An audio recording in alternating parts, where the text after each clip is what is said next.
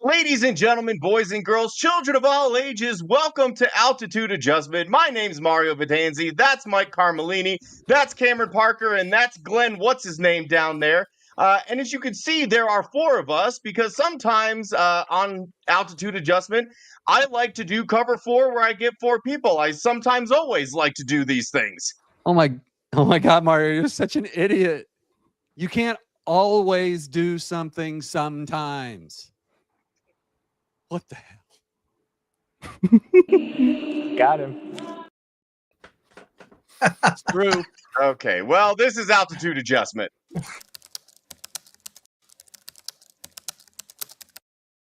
Hey, feel I'm in the mood for a switch up. I hit the function, hit the rose till I hiccup. I hit the stage and leave with money that's a stick up. And let's get started. Let me go ahead and change this light for you. I was told that it might be a little bit distracting if I did it for the entirety of the show. There we go. Is that better, Mike, on your gentle old eyes? I mean, I put sunglasses on. I'm fine. And the day that we nail a cold open will be the Christmas probably. Hey, Mike, Man, how did the cataract surgery go today? I'm fine. Don't worry about it. I'm tough. I got a pack.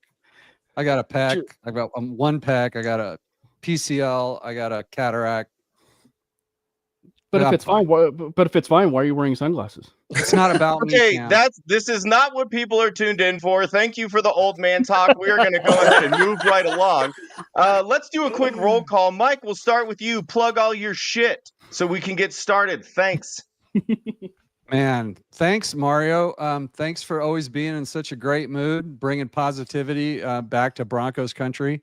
You can find me on Twitter, Mike Carmellini. Everybody follow me over there. And I link all my shows there, so don't even worry about it. You find me on YouTube. It's no big deal. What's up?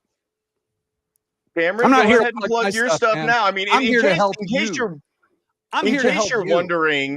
In case you were wondering why we started late, it's because Cameron and Glenn think that they have more important things to do than this show. So, Cam, why don't you go ahead and plug what you think is so important? Well, you're such a dick. To what Mario was referring to, we had a show that was actually just got done, and it's the 5280 podcast that is on Tuesdays at 7 p.m. Mountain Time. You guys can also follow me over there on Twitter at Cameron Parker PO. I also do another show that is on Wednesdays. We're going to be recording on Thursday this week, though, and that is the Mainly Broncos podcast, and that is on Thursday. It is certainly a good time, and obviously I do the 5280 podcast with the guy to my right, on the bottom right, and that would be Glenn Hauser. Glenn, who I'm sure you're very sick of, but let's go ahead and hear from him anyway. Glenn, anything that you would like to plug aside from, maybe your bald head? He's married, man. Be cool. One of the founders of the MHRT network 5 years ago now, and one of the hosts of the 5280 podcast on that network. Check us out. We've got shows all throughout the week.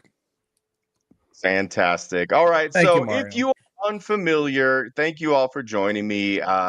This is one of my favorite things to do. Like, I enjoy doing Engage 8, but it's such a cluster and there's so much going on. And I felt like, oh, what's a good football term that we can use that's not 8 people? And we came up with cover 4. Well, which is of course is fantastic. So I bring in some of the brightest minds in Broncos podcasting history to discuss 4 big time topics. So if this is your first time, welcome. Not sure what took you so long to get here, but you're in the right place. And if you've been here before, then you know this is cover 4.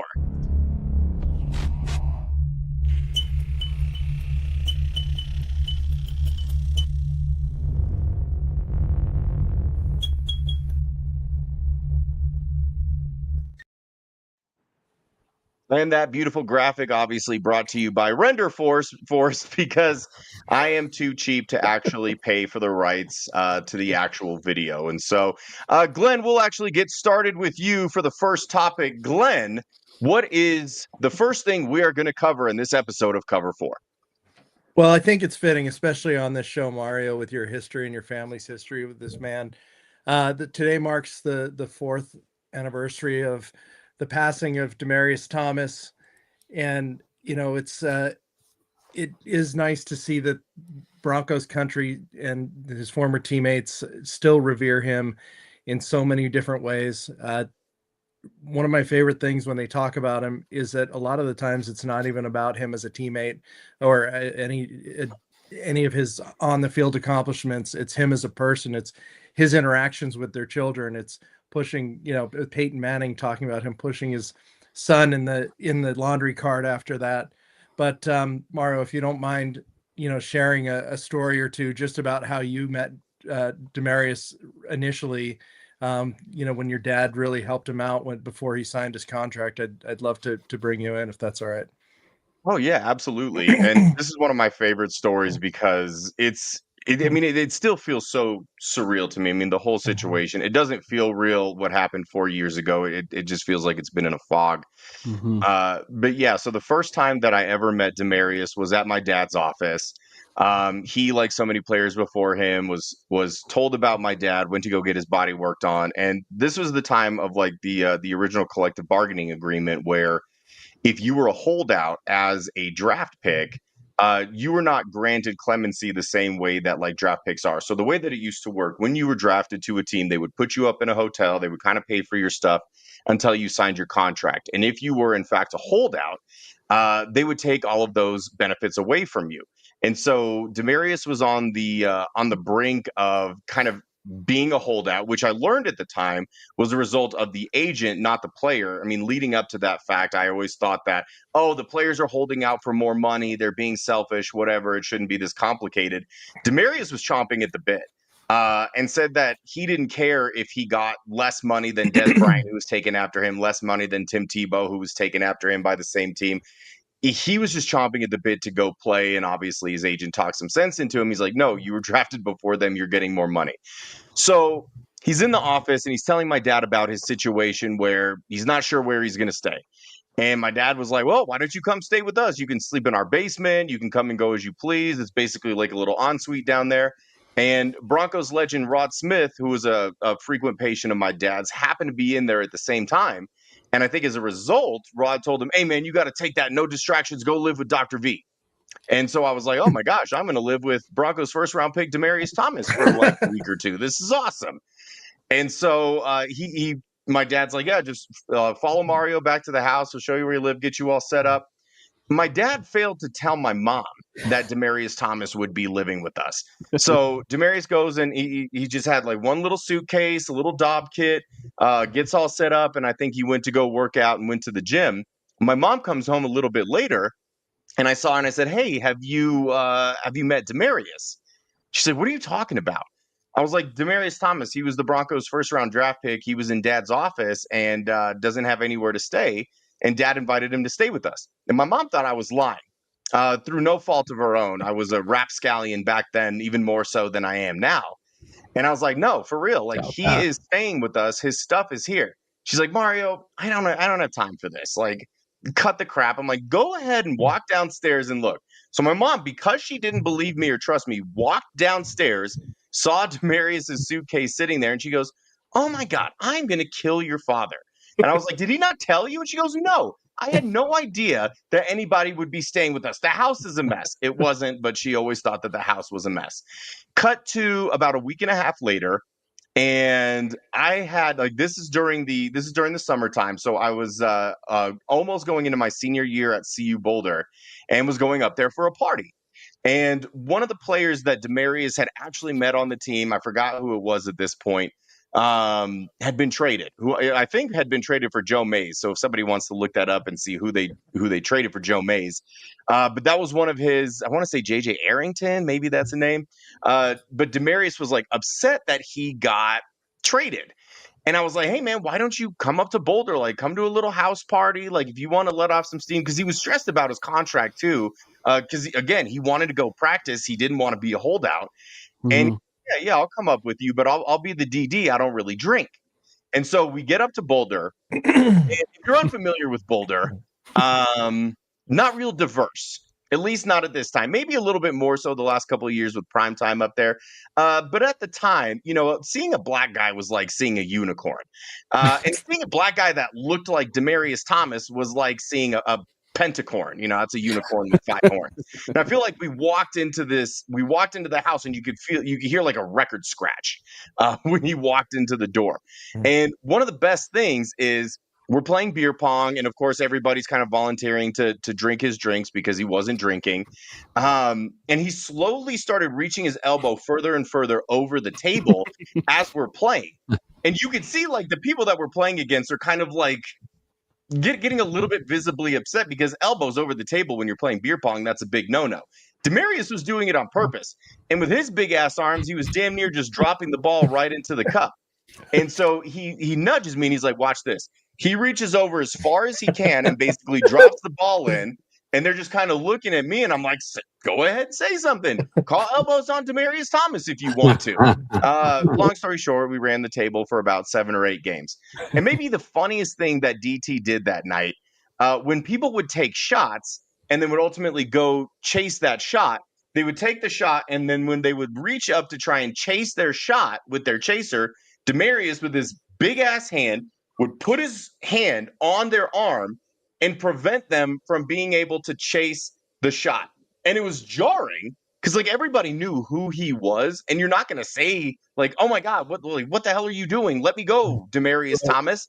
They just kind of like laugh nervously and were like, please, sir, let me take my chaser before I go throw up. So some of my favorite times, and just again, still so surreal to think that, you know, I not only attended a college party with Demarius Thomas, but that I was able to bring him and kind of share that experience with a lot of people who, you know, had no idea. You know, they show up to a random college party and there's Demarius Thomas. So Mario, you were right about JJ Arrington, but not everybody knew it was Demarius, correct? At first, yeah. So when he first walked in, we had a friend who was affectionately known as Drunk Mitch. And he walks in and people are kind of looking at him, and Demarius is wearing a Colorado Rockies hat, and our friend Drunk Mitch says, oh my God, it's Dexter Fowler.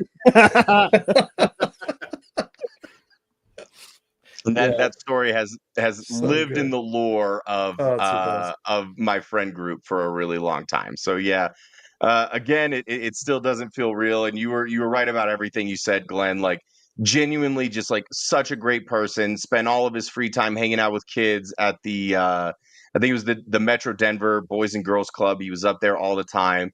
And yeah, just every story that you've ever heard about Demarius like really doesn't even do justice what a wonderful person and human being he is. And I was so glad that they were able to honor him, and that his mom was able to be in attendance. Mom and dad were able to be in attendance, and, you know, added to the Broncos Ring of Fame, which is of course deserved as arguably the greatest wide receiver in Denver Broncos history. And yeah, he's missed every day by me, by my family, and certainly by all of Broncos country. Yeah, amen to that, brother. Yeah. Well, segues are weird, so we're just going to go ahead and hit it. I appreciate you bringing that up, Glenn, and allowing me to share that. I'll always take an opportunity to share stories about Demarius because he truly was the best. But we also have some Broncos stuff to cover. That's why I brought you gents in here. And Cam, we're going to kick it to you. Yep. What are we covering in our second topic here, Cam? I was gonna say it seems fitting. You know, we talked about a wide receiver, right? So it seems kind of fitting for us to talk about this wide receiver room, or I should say specifically the Troy Franklin dilemma, and you know, and kind of figuring out like what to do with this whole scenario of Franklin. You know, you get some highs, you get some lows. And in some critical moments, right? Like in some critical moments, and some of those critical moments are pretty significant drops in big moments. And and it's interesting because much like his quarterback had been, if you will, this year, just when you doubt him, he shows up in a big moment. You know, for example, obviously, you know, the Eagles game, the 2-point conversion, obviously the big moment in the Chiefs game. And then, you know, the 2-point conversion against the Houston Texans, which obviously that win is looking better each and every week. But like, I just think that it's one where specifically, you know, you got Pat Bryant, who's evolving as the season is gone on within this wide receiver room, and the team still hasn't figured out whether or not they want to use Marvin Mims or not on offense. So it's just, where does he kind of fit in? It's and it's one where you kind of tie a knot on it, where it's like they might still have confidence in him, and it might simply just be from Sean Payton or specifically Bo Nix, right? Like, and the moment that opportunity wavers, if you will, with Bo Nix, is possibly a moment where what is Troy Franklin? Is he going to be on the team next year? Is he, it's just a very interesting dilemma right now. So then why don't you tell us what you would do in this situation, Cam? Because as you pointed out, like you brought up Pat Bryant, who is getting more and more work every week. And if I'm remembering correctly, and someone can double check this, Pat Bryant has gotten more snaps than Troy Franklin in each of the last 3 games, or certainly 2 of the last 3. Are we seeing a shift, Cam, where it feels like Sean Payton, Bo Nix are maybe trusting Pat Bryant more and his ability and his, I guess more capable hands, or more sure thing hands? So what are you personally doing about this conundrum? Like, are you just limiting Troy Franklin's play time? Are you hoping that he figures it out in practice and that it translates to the game? Like, how are you approaching this? Yeah, it's bizarre, because I think my initial reaction is that I have to feel like it might be a little bit of a schematic thing. Like, obviously there were some pretty heavy personnel, this last game with the Raiders, and they were running the ball really effectively. And we know that, Franklin, he's an okay blocker, but he's not nearly the blocker of Pat Bryant, or even obviously, little Jordan Humphrey even got some significant snaps, but I just think that it's one where maybe as this season is progressing and you're seeing the snap percentage starting to kind of go down with Troy Franklin, it does kind of make you wonder, what the future is going to hold for him. And I think it is frustrating, because like Troy is a really talented wide receiver. Like, there's no doubt, right? Like, and we even saw moments at the beginning part of the year, like that Colts game, where they featured him, and he was just having a really good game against the Colts, right? But it was just one where then you get these opportunities where he's dropping a really perfect ball from Bo, right? Like on the sideline against the Raiders, in some critical moments and stuff like that. So it's one where, as these things start to kind of progress, that, I does make you wonder. I think the thing that I kind of fall back on, and it's really just the biggest thing for me, it's like, it really falls on Troy Franklin. But if Bo Nix specifically is losing trust in Troy Franklin, I don't know what the future is for him at this point on the roster, because the moment that ship has sailed with, his former college quarterback, right, and current quarterback, yeah, I think you're starting to kind of see maybe a surge, if you will, with Pat Bryant as wide receiver 2 at that point. Mike, go and expand on what Cam's saying. Are you agreeing with what he's talking down? Are you picking up what he's throwing down? What are you doing with Troy Franklin as it stands right now? Yeah, first of all, shout out Mario for having us on the show. Dude, it's awesome. It's great to see these 2 guys too. You know what? I agree with half of it, and I disagree with half of it. So I think I've said this probably for the last month. I think Pat Bryant has the best hands on the team, including Courtland Sutton. But he's got 51 receptions, and Courtland Sutton has 56, and they both have 5 touchdowns. So I think it's probably a little premature to start worrying about whether Troy Franklin will be on the team next year. I think that Pat Bryant is taking over the number 2 wide receiver position, and that's what I would do if I had any say in it at all. I think he's just more dependable. There's a crazy stat. He's got 22 receptions on the season, and it's like 18 of them have been for first downs. Like, he's just a go-to guy. So I would bump him up and keep giving him more looks and more calls. But I'm not ready to throw the towel in on Troy Franklin at all. Glenn, Mike, when you're talking about Oh, God. Sorry, let me set you up, Glenn. Just I Yeah. know you're chomping at the bit. Just settle down there a little bit. Real quick, 82 KW 82. And I want you to kind of discuss this, Glenn, and then get into your thoughts on this. Mims and Bryant need to be the every down wide receivers next to Sutton. Franklin needs to be a situational and matchup guy. Is that how you see it, Glenn? Do you agree with I'll just say call him KW because that name is just a nightmare.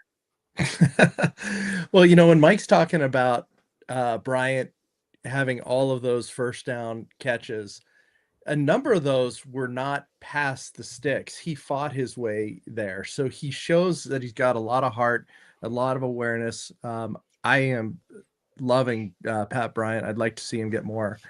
The Marvin Mims situation is a real interesting one for me. It's like, and we've talked about it on our show too, is that, why is he not playing more wide receiver? What is going on like behind the scenes? Is it a route running thing? Is it a playbook thing? Like he is such a weapon and has such speed. We can't figure out what's going on and why he's not playing more.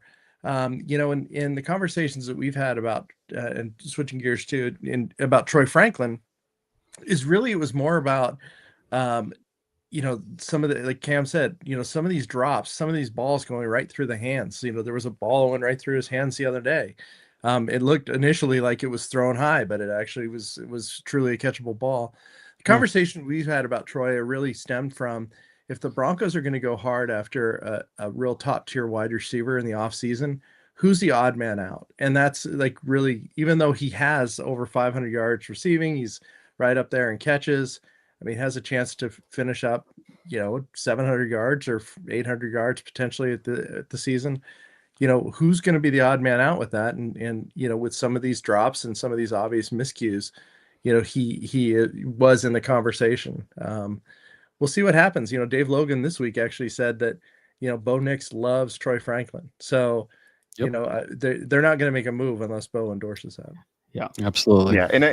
And I think it's important to keep in mind, like as we're discussing who we think is going to be on the roster next year, obviously it's very premature and there's a lot of season left and hopefully a lot of postseason left.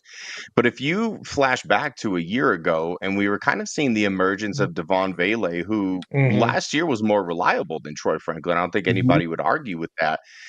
If you had said to people, to Broncos country, to any one of you last season that, Devon Vele will not see his second year in Denver because they're going to trade him. Now, extenuating circumstances, obviously, the return that you got for a 25-year-old seventh round pick is insane. But that notwithstanding, like if they had full belief that, Devon Vele could really be the guy here, then you're not trading him, because then his value surpasses a fourth round pick or whatever it is that they ended up getting back.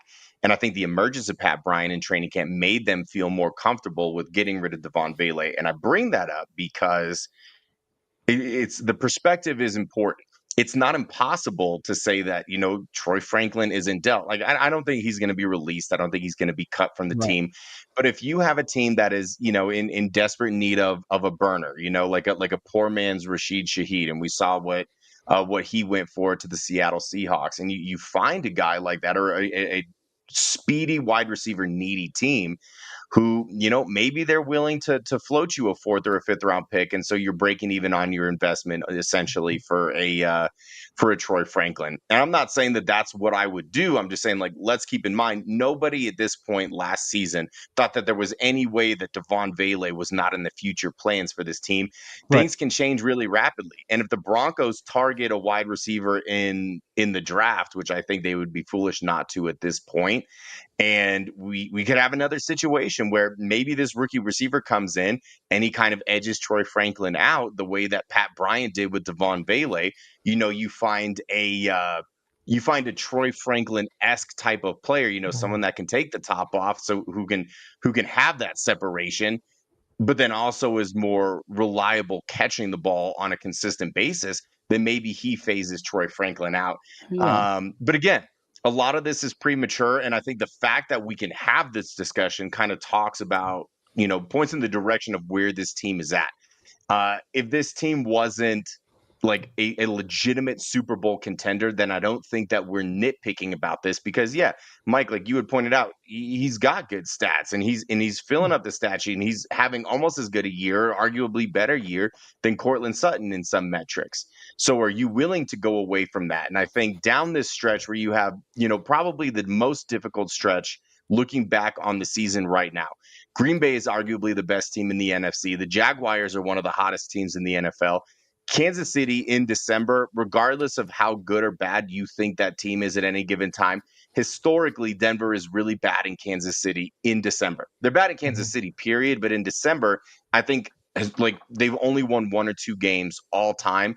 And then you close the season against the Chargers, which you're hoping as a Broncos fan is not going to be an important game. And maybe that's a game where you have the number 1 seed locked up in a perfect world. But if that's a game that you have to win the AFC West or to get that number 1 seed or both, that is another really tough game. And these are the moments that guys like Troy Franklin are going to have to step up because when they inevitably make the playoffs, who's getting those targets? Because I think they start to shrink in the playoffs. You're not going to spread the ball around quite as much in the playoffs. You're going to focus on a handful of really good guys that you can trust. And so in these next 4 games, in a limited play time, as we're going to see, like if the trend tells us anything, is Troy Franklin going to be able to step up and show that he can consistently keep getting open like he can, but that he can also convert the opportunities that he's getting? Yeah, and I Mike, go ahead, Cam. No, and I would just like continue. I'm not even advocating for the Broncos to even move on, from Troy Franklin, even at this point. It's just the dilemma we're dealing with, right? Like it is just simply the dilemma that we're dealing with. Well, and I want to piggyback off what you're talking about, like with the big moments, because like we saw it for how fans simply are in big games in turning on a player for criticizing him, then big drops and everything like that, because that was all Demaryius. Like at times, like when Demaryius would have a drop, fans have been criticizing his drops for a long time. That I mean, we've all seen it. I mean, and even to his toughness and talking about like his toughness and everything too with Demaryius. But like, I think with Troy, the other side of it too is like he's had drops, but it's also one like if you were to compare it to last year, there's no way like you can look at it and say that we haven't seen progress. We've seen progress from Troy Franklin. It's just in some of these moments and some of these key moments, can he be a guy that is relied upon on a regular basis in some of these big games? And I think that, in some cases, in some of these moments, to make some of these plays and 2-point conversions and everything, you could argue they have. Like they absolutely have. I would just say, like, for me, argumentatively, for seeing Troy and what I would like to see a little bit more from him, I would like to see less body catching, right? Like I would like to see less body catching and using his hands a little bit. And because I think that maybe too often he's using those body catches, because if he's not doing the body catch on that like critical 4th down play that they somehow reversed, if you will, against the Raiders, they do convert that 4th down play, right? Like they do convert that 4th down play. So I just think as things are kind of progressing, and he's making some of these plays in big moments, against the Green Bay Packers, say for a go-ahead score, those are going to matter for fans, right? Like those are going to matter for fans because those are the moments that they're going to remember that, wow, he really did show up when 4 games, as we're fighting for number 1 seed, he showed up. And that's really what's going to end up mattering. Fans, it's what have you done for me recently? What have you done for me lately? They have a short attention span and they have a short memory. And I think it was you, Cam, that brought up that game in Indianapolis. That feels like a lifetime ago. Like, yeah, we all thought that was Troy Franklin's coming out party, and he didn't necessarily trend in the direction that we needed him to. Mundungus wants to know, Mario, did the Colts give you a call before they called Grandpa Rivers? No, I threw my name into the hat. And compared to Phillip Rivers, like, man, I'm a spring chicken. I'm not a grandpa. Like, I'm about 85% sure that Phillip Rivers is in fact a grandpa. He's got to be the first grandpa to ever play in the NFL. Posted my highlights where I was doing the Russell Wilson workouts. And every time Russell Wilson did those workouts and put that out on film, everybody got so excited. So I thought, maybe the Colts would see it and think, yeah, we're familiar with Phillip Rivers, but this guy, he can do everything that Russell Wilson can do. and he's about the same level of obnoxious. And so, yeah, we can get some Russell Wilson production up in here. So, no, Mundungus, I appreciate you asking. The Colts did go in a different and incorrect direction and decided to sign Phillip Rivers. Didn't even give me a call. Yeah, didn't shoot me a DM. I do have nothing. some inside.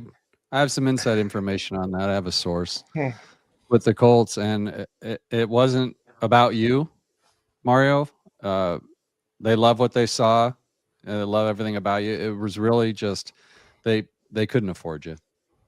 So it just came down to money. It just came down to money. It came down to cap. I mean, it's just a business.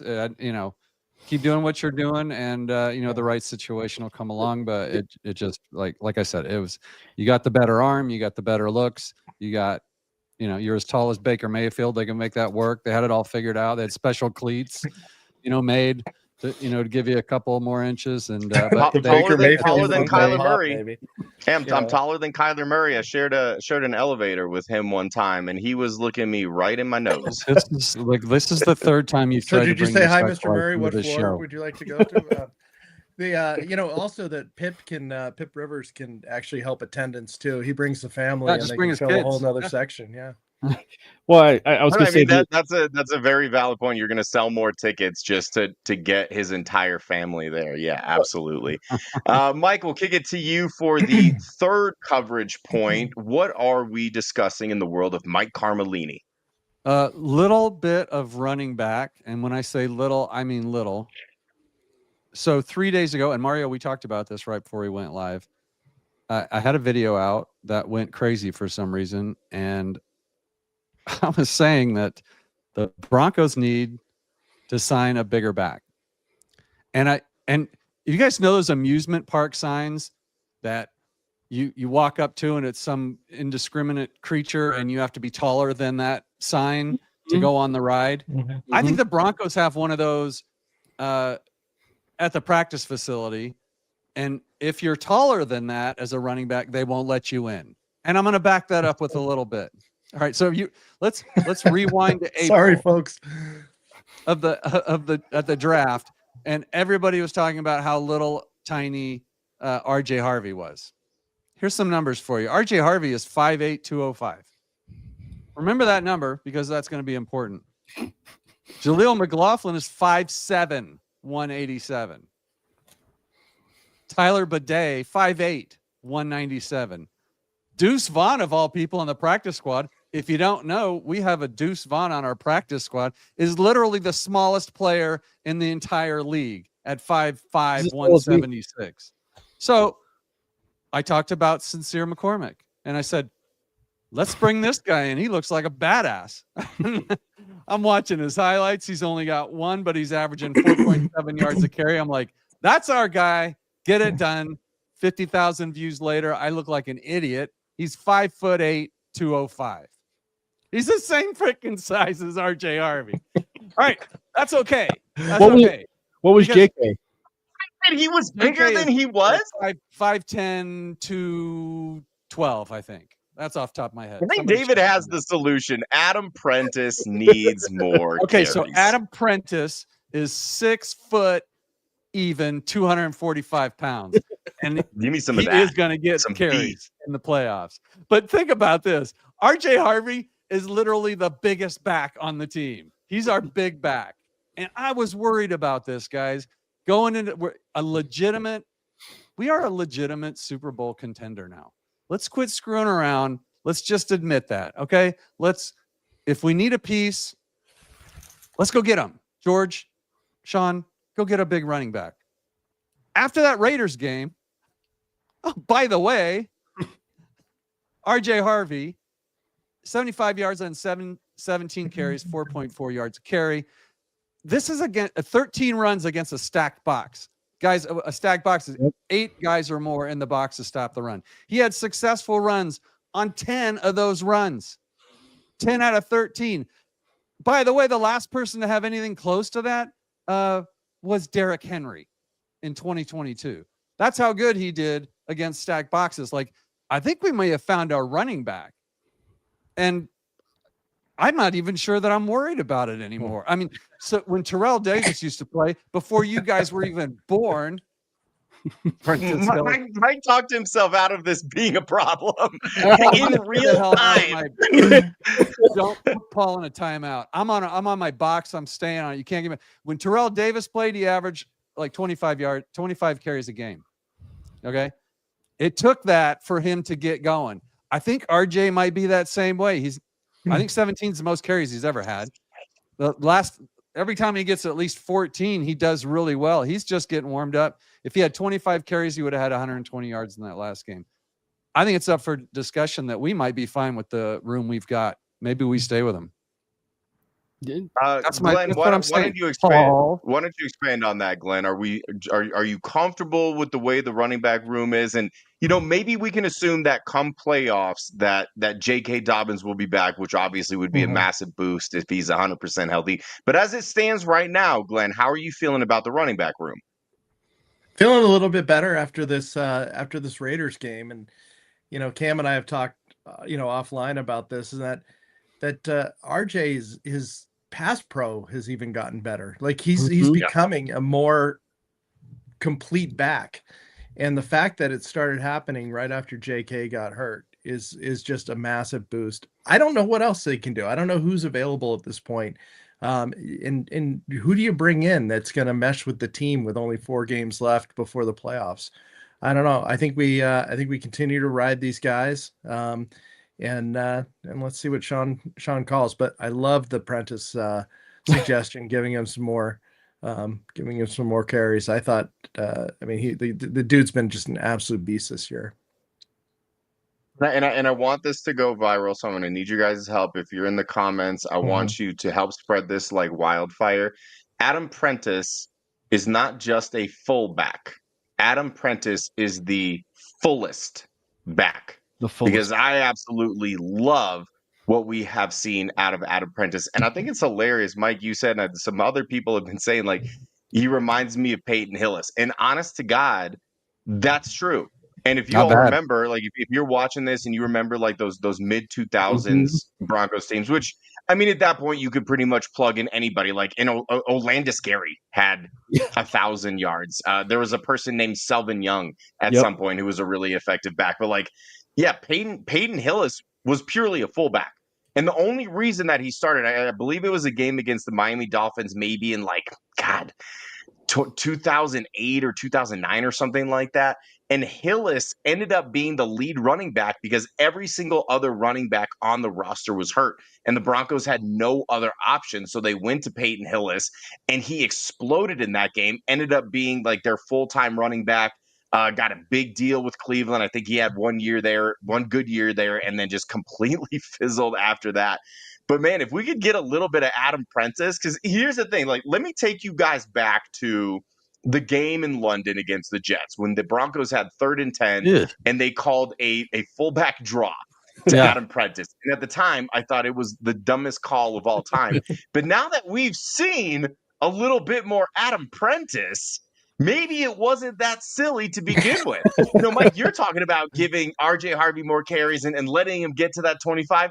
Give Adam Prentice 25 carries. Let him get going. Let him run some people over. I think the only thing is that maybe Adam Prentice needs to work on his stiff arm. I was going to say just a little bit because low-key, that was the longest run of his life. That was the longest run of his life since high school. Yeah. Like, did not have a run that long in college.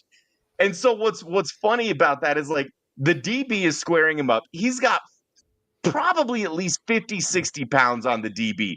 Goes for a stiff arm, and the DB just swipes the stiff arm down. Falls on his face. It's like, this is how you know that he does not carry the ball a lot. Because I guarantee if you put him in that situation 10 times, he probably scores 8 of those times because he doesn't get okey-doked on a tackle on an attempted stiff arm. It's like, brother, just lower your shoulder and run his ass over. Yeah, let's hope this isn't his last run and this becomes his career highlight, because damn, that was That was almost great. Now it's just kind of funny. But that was a big play for us. He's got to score him a touchdown. We saw a handful of Michael Burton touchdowns last year at the goal line. That's the only thing that's missing from the Adam Prentice highlight reel is a touchdown. Cam, before we segue, go ahead, give us your thoughts on the running back room. Well, I was gonna say, like, it was almost like obviously Mario and I do the pickup football. It was like you're playing pickup football and you're trying to like stiff arm the guy, but you're way too amped up for the run that you just had. So you're trying to stiff arm him like a little bit too early.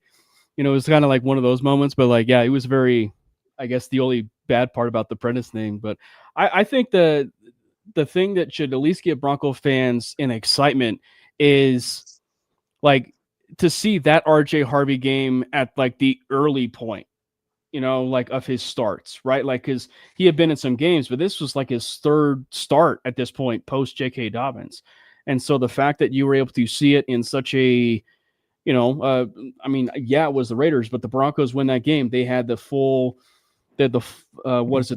full opportunity to be above New England for that number one seed. So it was still relatively a big game and the big moment of the season. So the fact that they relied on RJ Harvey for 100+ all-purpose yards, and this is all coming on the surface of Sean Payton once again shouting off from the rooftops about trusting me and trusting the fact that RJ Harvey is that dude, during the week leading up to the Raiders game. Once again, he proved that he was right. He was right. That in this game with RJ Harvey. And I think that like that should give optimism for possibly like what Harvey can be in this offense. And I mean, obviously we know that Evan Ingram posted, his Joker gif and everything when he signed here. And I think that there's still opportunities where he can be, that kind of Joker. But what's to say we don't have like two? So you're saying that Adam Prentice is in fact the Joker? I 100% agree, Cameron. But this show's gone off the rails. But no, I mean, like, when you have Evan Ingram and then you have RJ Harvey, like that should be exciting because like the moment that they start shutting down some of these other options, you can at least have someone in Harvey that could be that Kamara of everybody that have been preaching that since he was drafted. So like if you get that on a consistent basis, that kind of game with Harvey, I think the offense is going to take a whole new level. And I will say this for Harvey, like that was everything that you would have envisioned him as a draft prospect coming out. Like one of the biggest things that was like, as far as an underrated moment of the game was that play, like in the first drive of the game, right? Like the first drive of the game where they threw the check down and, it was so bad that he fought out of a tackle that the Raiders player tackled the other Raiders player as they were fighting for more yards, and so just like his contact balance is impressive. Like his contact balance is so impressive, and that's been dating back to UCF. So like that should again give Bronco fans so much excitement for what could possibly be with Harvey. So if things progress, I would love obviously the possibilities of a true running back one in this type of offense, and having JK back would certainly be a huge plus. But like that should give you the future of like, can he be that running back one? Well, it certainly looked like it against the Raiders. Yeah. Yeah, and it'll be interesting to see what happens long term. It's like, do you bring back J.K. Dobbins, who of course was fantastic, but that was the thing. Like we knew that about J.K. Dobbins. Everybody knew that when he is on the field and when he is healthy, honestly, he's a top 10 running back, and we saw that. Mm-hmm. And the Ravens saw it for years, and the Chargers saw it for the year that he was there. And it's just unfortunate that he got saddled with the injury-prone label, especially considering how he got hurt this latest time, where it's like through no fault of his own, it was an illegal hip drop tackle, which is exactly why they're trying to ban it. I don't think the guy that performed the hip drop tackle even ended up getting fined, and nothing happened to him. But I think this is a question that they're going to have to answer. It's like, if J.K. Dobbins comes back and he helps them on their playoff run, then I think, he solidifies a spot. Maybe you just keep giving him these 1-year deals so that you're not having to allocate too much money.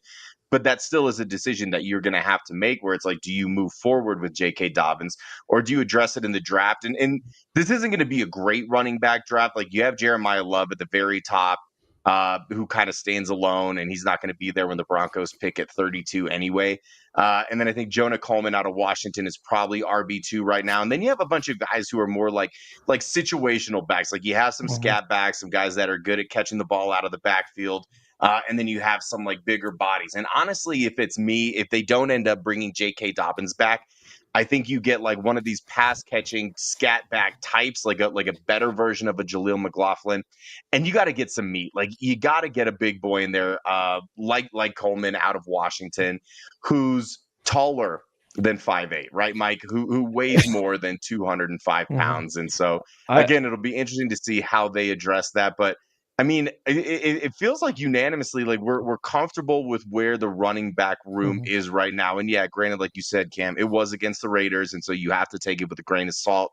But if Harvey can maintain that kind of production against a defense like the Packers, and then a defense like the Jaguars, because during the stretch, like I mentioned earlier, this really difficult stretch of 4 games they have coming up, all good run defenses and all defenses that you have to run the ball against, because you have to keep their offense off the field and you have to keep your defense fresh. And so I think these next 4 weeks, and certainly this coming Sunday against the Packers, will be the ultimate measuring stick to see like how comfortable are you really with RJ Harvey going forward. And Mike, honestly, I think you hit it right on the head, and that's something that I would lobby for as well. Is you got to give him 25 carries. You got to give him a chance to get going, because Harvey's one of these guys who at any moment can break off a big run, like we saw in his first career game against Tennessee.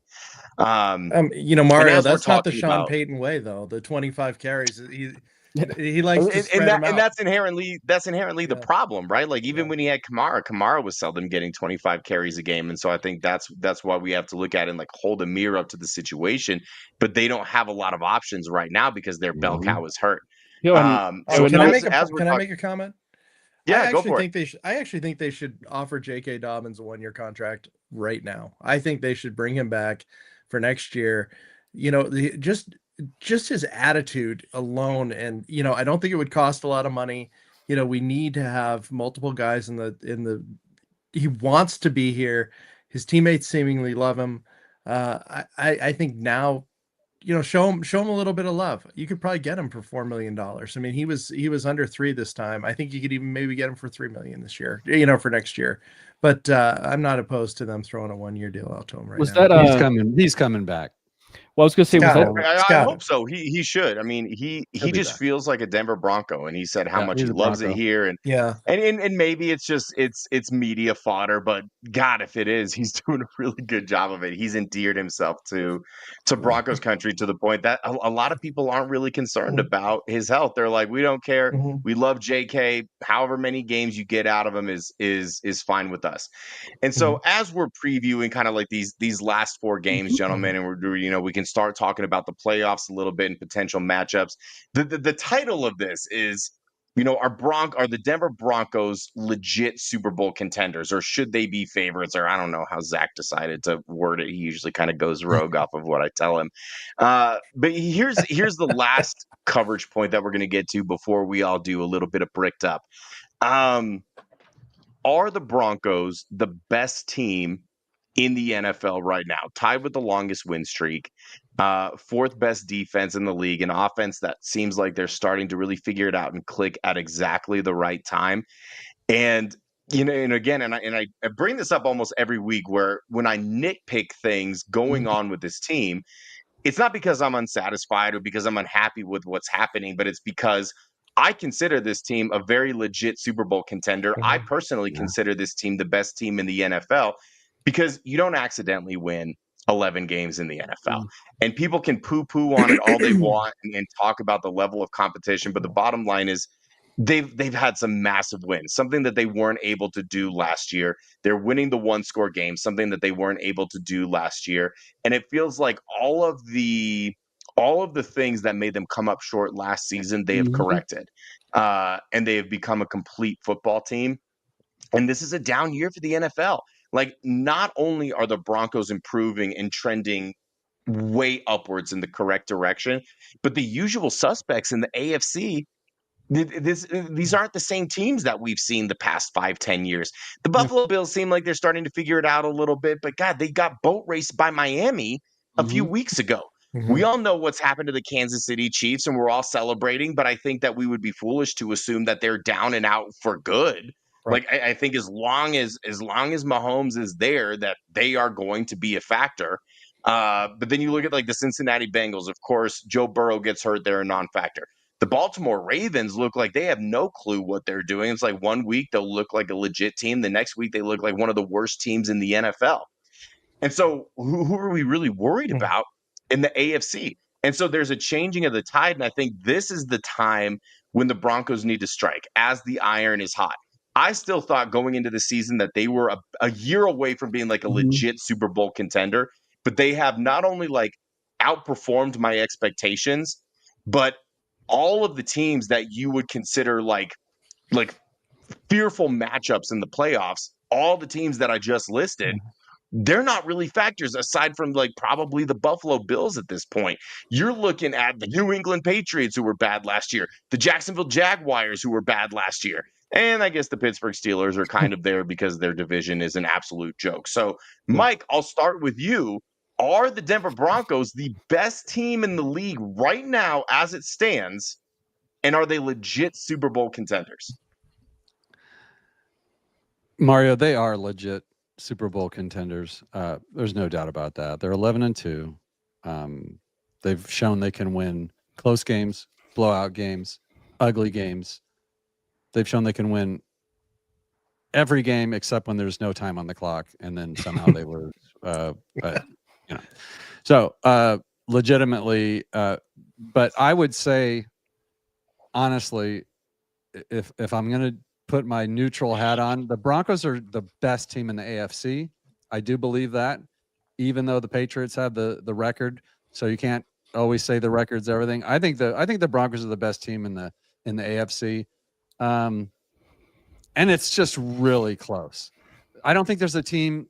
So I'm gonna say no, but I'm gonna say there's not a team in the NFL that the Broncos can't beat. But the Rams, I think, are just a really, really good team this year. I would probably put the Rams first, and then the Broncos second. If I had $1,000, you got to bet on one of them straight up on a neutral site. As a Broncos fan, I would put it on the Broncos. But that, just because of that, I think the Rams are probably, in my eyes, the best overall team right now. But it's really close. Cameron, what do you think? Yeah, kick me off. I mean, kick me off the show now if you want, Mario. I mean, it's fine. But, I mean, do you I'm always want to leave? You already stepped away. Well, I got a 120-pound German Shepherd that really tells me when I do things and when I don't do things. And she wants to go outside. She's going outside one way or the other. So, yeah. I will say it is definitely a conversation. Like it is definitely a conversation. I think probably the best way to say it is like the Broncos are the best team in the AFC. But I think that there's a reason why, even with record, the Broncos, frankly, are the best team in the NFL. And there's frankly one game that actually tips it that way, and that's the fact the Rams lost to the Panthers. And so I think that the fact is like, if you really look at it from the standpoint of the Denver Broncos and its overall year, there probably is no team, when you look at the schedule from top to bottom, from week 1 to week 2, where, I mean, like, the Broncos have probably been more battle tested than any team in the NFL. I mean, they've won any kind of game, as you alluded to. They've won in comeback fashion. Frankly, it's been all sorts of comeback fashion. And I think as this season is progressing, win or lose, I think that the fact that we are so far along to what you even said, Mario, in terms of a year ahead, we're winning these types of games in year 2 of a second-year quarterback and a second-year system of Sean Payton instilling this system. The fact that we're seeing that now is a massive step in the right direction, because 3 years ago, we were crying in a corner wishing we could have this franchise quarterback and this kind of team at this particular moment. And we are right now at this moment the number 1 seed in the AFC, and for good reason, because we have gotten there. And I think that really it's just the case where I think as each game has gotten progressively throughout the year, they've won. They are battle tested. And so once they get to that point and they get to the playoffs, every single game that if they've had in that regular season has led them up to possibly having those kind of games in the playoffs. So they are most definitely by record and by everything that they've seen, is the best team in the NFL, and certainly the most battle-tested team in the NFL. Well, are the Broncos the best team in the league? Because there's not one clear-cut team that's just running away with that title, so to speak. I think you have to say that the Broncos do match up as the best team, just by virtue of they're the best record, number one seed. Like Cam said, they've won all types of different types of games. They're a team that anyone who's a football fan. Mike said that. Oh, all right. That's fine. I have no pride of. There's no pride of authorship. Glenn's bedtime. Give him a break. I've got the smallest head on this show, so whatever. Geez, I lost my train of thought. They're 11-2. They deserve to be where they are. Blah blah blah blah blah. Back to you, Mario. We're agreeing with Mike, not Cameron. I'm so thrown off by that. But it's one of those teams that if you're just any sort of a football fan, if the Broncos are on, you are going to tune in until the rest of that game. You are under the impression that this team is going to come back and win, because we have done that. The two losses, as Mike alluded to, came with 0 seconds on the clock. One of them, a freak, terrible decision. And I know that we did have some close games at the last minute that maybe could have gone as losses, but this is an exciting team. This is an 11-win team. We've got 3 more games at home out of the 4 remaining. I think you got to say, just by virtue of the record and the standings right now, and where we sit, I think we're the best team in the NFL. Guys, every single time in their storied history that the Denver Broncos have been 10-2 in a season, they have gone to a Super Bowl 4 times, 4 for 4. 4 times they have been 10-2. 4 times they have gone to a Super Bowl, and 2 times they have won that Super Bowl. And if that doesn't get you bricked up, then you don't have a pulse. This is Bricked Up.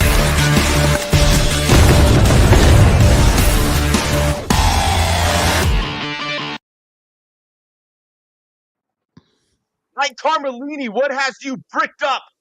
Man, I'm gonna go a little different. I'm a regular on the show, guys. In case you didn't know, he loves me so much he can't get enough. He can't quit me. So I'm gonna go. What's got me bricked up? But it's a kind of it's a somber, sad story, guys. So, Cam, do you play violin? Could you just whip out a little violin for me? I'd like to talk to all the Chief fans out there who are crying about their 6-7 record, which is tied with the Miami Dolphins. Yeah, I know. My 12-year-old does that. So, yeah, that's cool. 6-7 with the Dolphins. And what do? They're blaming the referees. Well, welcome to the club, Kansas City. And, oh, by the way, you're not even in the club. The Chiefs aren't even in the top 10 of teams in penalty yards. Okay, so shut up with that. You're just getting called like the rest of the league for the first time in your life. For most Chiefs fans, they've only been around for about 6 years. The Denver Broncos are the most penalized team in the league, and we're 11-2. So cry about the penalties all you want. But, oh, by the way, your 7 losses, let me tell you who's even worse than you in penalties. The Jaguars, the Eagles, the Cowboys, the Texans. Hell, the Chargers only have 4 fewer penalties than you on the whole season. And guess what? You lost to all of those teams. So it's not penalties. It's because you're a trash team this year, just like we were with Hackett. Get used to it. Get on your couch, snuggle up, watch the playoffs at home, and invite Patrick Mahomes over because he's not going to have anything else to do that day. Thank you, Mario, back to you, buddy. Cameron, what has you bricked up? I will take, if you will, the last 3 weeks of what's got me bricked up, and that is the performance of Bo Nix. The performance of Bo Nix. The performance of Bo Nix the last 3 weeks has been, like when you want your best player or your best players to be playing in terms of bigger games as the season is ending, you want it to more than likely be your quarterback. And he has turned up the heat when it comes to his performance. I mean, it started with for what we were saying, the biggest game in the last 10 years with that Kansas City Chiefs game. And he once again shredded Steve Spagnuolo's defense. And, and then he's taken it every single time. No, he has not had passing touchdowns, but it's about the performance and everything that has been going forward in each and every week. He has been surgical, and he is distributing the ball to everyone on his, on this team. I mean, he has been everything you could have asked for. He has been playing through these at least 3 weeks at an MVP type of level. I mean, like, it is super impressive. And if this thing continues and he puts up 3-4 touchdowns in the last 4 games of the season, you will see me be quite insufferable about some Bo Nix MVP type talks when it comes to the end of the season. More Glenn, insufferable. what has you bricked up? I gotta agree with Mike. The last 3 weeks of Bo Nix has been unbelievable. Now, you know what has me bricked up is the topics and our conversations that we're having at this point in the season. Pretty soon, me and Glenn are just going to start doing a show together. We're going to get an apartment. I'll just we're going to playing violin. rent Interchangeable. see how it goes. The not so All odd right, couple. go ahead, partner. Glenn, I'm You know what talking it those aren't pillows. The topics that we're talking about as Bronco fans at this point in the season is what has me bricked up. We're talking about, are we going to be benching our players in the last game of the season to rest them up for the number 1 seed in the playoffs? That we're not talking about, that we're talking about what big time wide receiver are we looking at next year? We're not looking at, oh my gosh, what quarterbacks are available in the draft? What coaches might be available because this one sucks? None of that. In our chat on the last show, it's all other teams. It's like there's a massive amount of other teams' fans just like trying to goof on the Broncos and trash them. That's not what was happening before. We were the laughing stock when we had Russell Wilson. And guess what, folks? We have his money off the books after the season. All this stuff has me bricked up. Tell you fellas what has me bricked up. Aside from the fullest back Adam Prentice, who is the most underrated, underappreciated player, not only on the Broncos, but potentially the entire league. Nay, what has me bricked up are the haters, the doubters, the people that want to call the Broncos frauds, the people that want to say that the Broncos are the worst 11-2 team that they have ever seen. It's not sustainable. They can't keep getting away with this. They can't keep coming back in the fourth quarter and winning. They can't keep pulling out these one-possession games. But let me tell you why you're wrong. First of all, the only reason that you think that is because you have been so satiated in your thought that the Broncos are not good that you failed to see the big picture, and you're clearly not watching Broncos games. And you know what? Let me do this. I'm going to take you guys back to 2013. Fantastic year. Glorious year for the most part.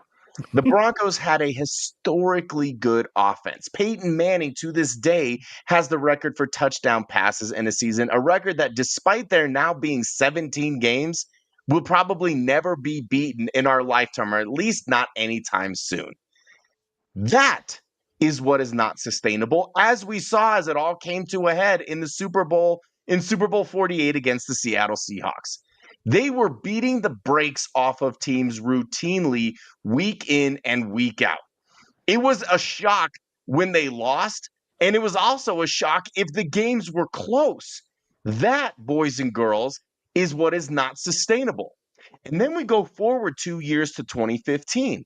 They just kept finding ways to win. They didn't blow anybody out. I think their biggest margin of victory during the regular season was maybe 10, 11 points, something like that. The biggest blowout that the 2015 team had was in the Super Bowl against the Carolina Panthers, against the team that had what? The number 1 offense in the entire league. The team that was blowing other teams out the entire season. The team that had the vaunted offense.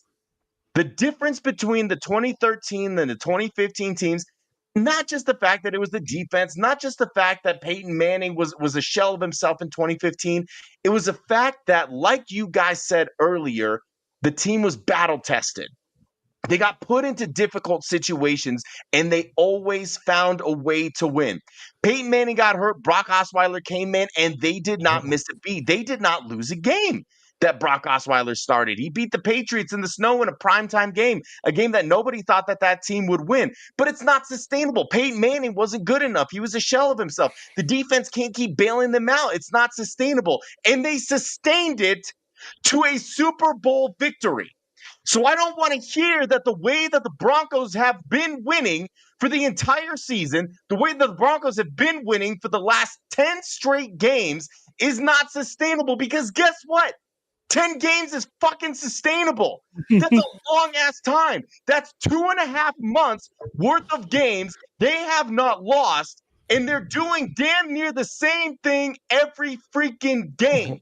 That is much more sustainable than beating a team by 2, 3, 4 touchdowns. And I saw somebody in the chat earlier that said we need to beat the Packers convincingly, or however they worded it. No, they don't. They need to win. Because when you get to the end of the season, you're not going to look back and say, oh, we barely beat the Jets. Oh, we should have lost to the Giants. We barely came back. Oh, we barely beat the Texans. Oh, we had to come back and beat the Chiefs. No, you know what they're going to look like? Or what they're going to look at? They're going to look at the final record of this team. They're going to look and see that they won 14 or 13 games, that they won the AFC West, that they're the number 1 seed in the AFC, and they're going to think, hot damn. What a fun season that was. Let's go win a freaking Super Bowl. So, yeah, what has me bricked up is the haters, because they're proving that they have little to no ball knowledge at all. Winning games by 3 touchdowns is not sustainable. Winning in the fourth quarter because your quarterback is absolute nails is sustainable. Winning in the fourth quarter because your defense steps up at exactly the right moment every time you need them to, that is sustainable. And it is that sustainability that is going to carry the Denver Broncos to a Super Bowl victory. Coach Sean Payton, how do we do that? Gosh, your own little internet shows are driving me crazy. In a good way. Our best. I don't know what else to say. I remember a get out of here, guys. I remember a Packers Broncos game that we, barely won. It was the Super Bowl, 31-24, and Favre was marching, and Atwater was on the sideline with about a broken neck, and somebody else was. And if it wasn't for a knockdown pass, nobody cares now. We won that game. That's all that matters, Mario. You're right. Like, nobody's going to look back. If we win the Super Bowl, nobody's going to look back. It's tough enough to remember Osweiler played how many games, Glenn, in that season? 4 or 6 or whatever it was. Like 6 games or something, wasn't it? Yeah, he played it a lot. I mean, nobody cared enough that he thought he should have still been the starter. Yeah, he went to Texas or something and made a whole bunch of money. Guys, how many games did Bubby Brister start in the 98 season when they won their second Super Bowl? Does anybody remember Bubby Brister? I mean, I do because he's one of your favorite players. He was like the coolest guy ever. But you don't look back and be like, oh, well, we were able to somehow win games with Bubby Brister. It's like, who gives a shit? Super Bowl with an asterisk. You just win. And everybody's love child last year was the Kansas City Chiefs. And what did they do? They literally had every single game was a 1-score game. And they ended up going to the Super Bowl and obviously getting waxed. But they made it to the Super Bowl. So you can't tell me that it's not sustainable. It is 100% sustainable. Like, and the narrative is different for some reason, right? For no reason at all. Because when the Chiefs were doing it last year, the narrative was, well, they're a good team. They just find ways to win. But the Broncos do it, and they do it in actually like a more convincing fashion as a more complete football team.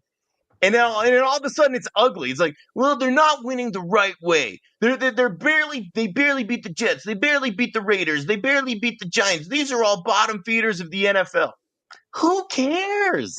Yeah. Because at the end of the day, the only stat that matters is wins and losses. This isn't college football where we're trying to rationalize Notre Dame getting into the college football playoff. You don't need convincing wins.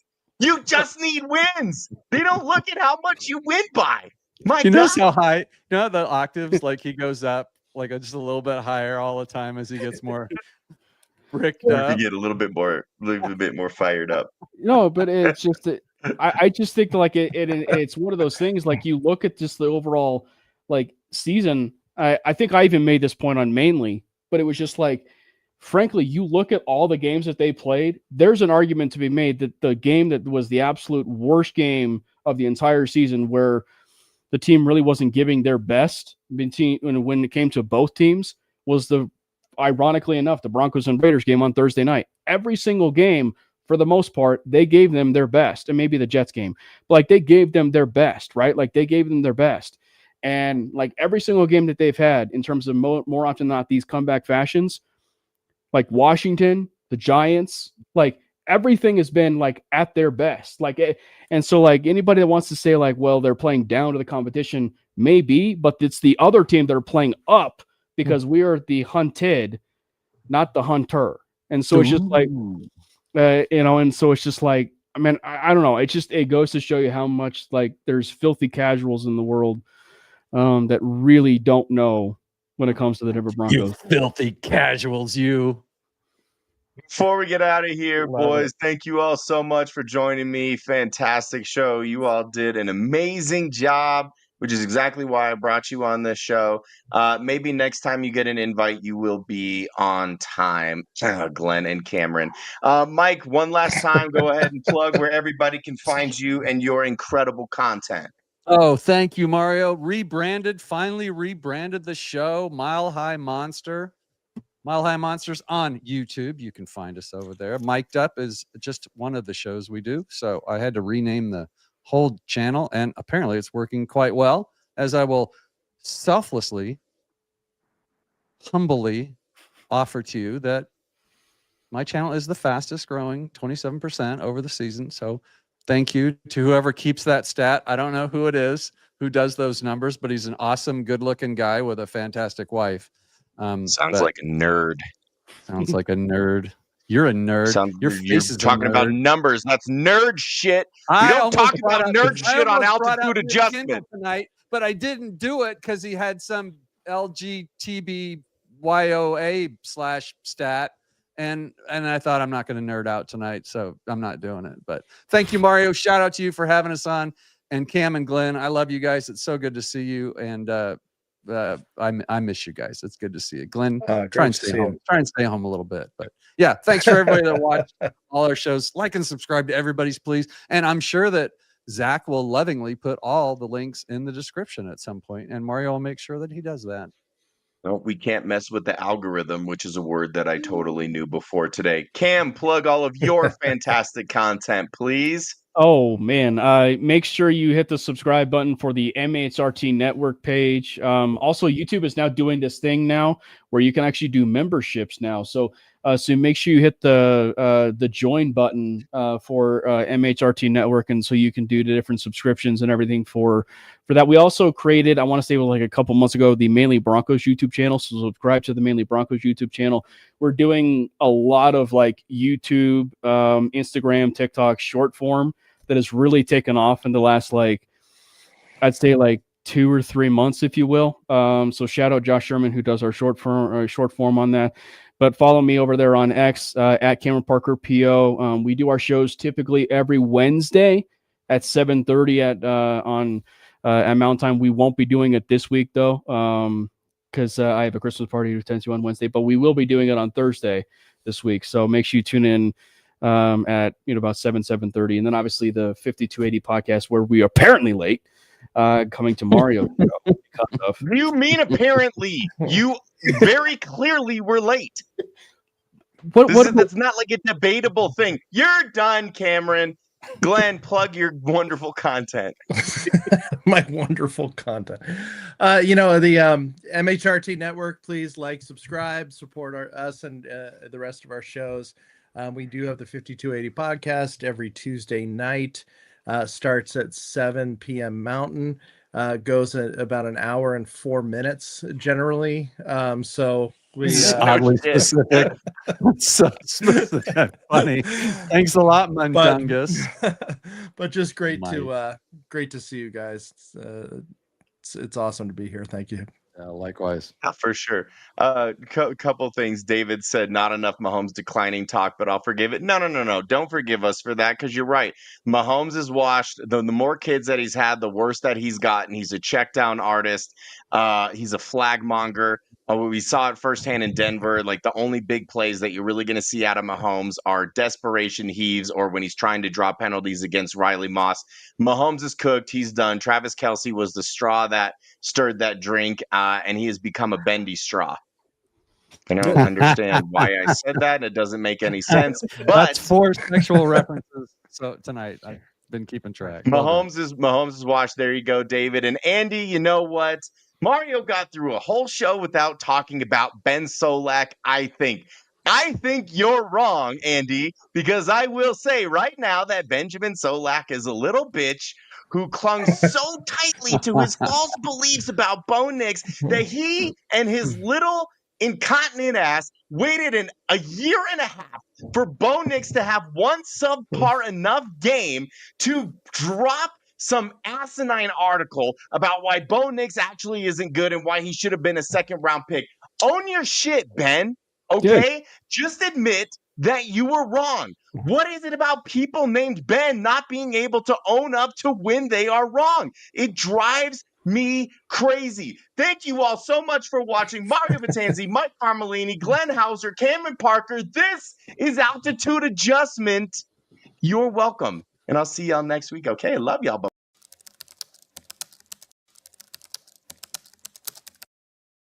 Hey, feel I'm in the mood for a switch up. I hit the function, hit the rose till I hiccup. I hit the stage and leave with money that's a stick up.